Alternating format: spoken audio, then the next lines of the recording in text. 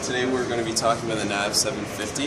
This piece of test equipment is really important for testing navigation instruments inside the cockpit and at the bench.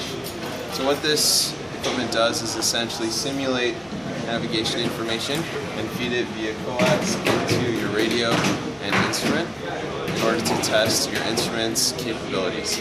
By adjusting certain parameters here, we can simulate VOR, localizer, and glide slope information.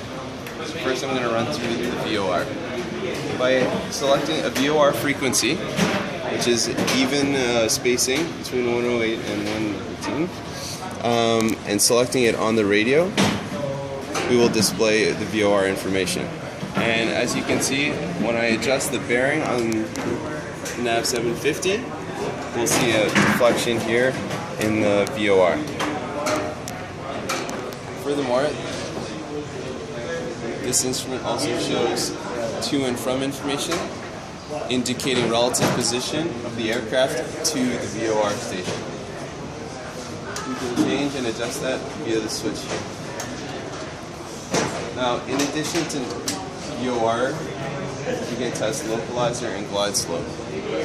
By adjusting the frequency so that it's odd, we have now selected a localizer frequency. And if I dial in that same frequency, the information will be displayed on the instrument. By adjusting this knob here, we can change the relative angle of deflection for the localizer to the left and to the right.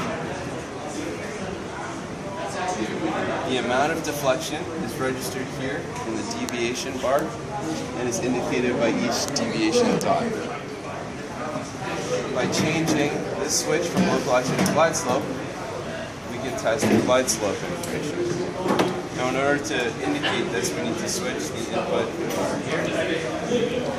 And now, by adjusting this angle of deflection, our glide slope information will be shown here.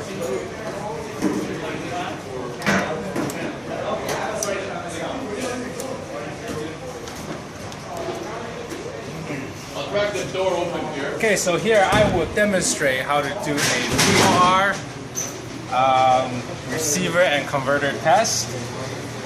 So first of all, we need to set up this equipment for the test by switching it to a VOR frequency, which is 108.0.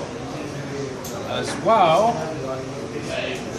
have the bearing started on 0, all calibration, all cal on default mode, and have the output attenuator at 1K. And also, make sure you have input in the right jack.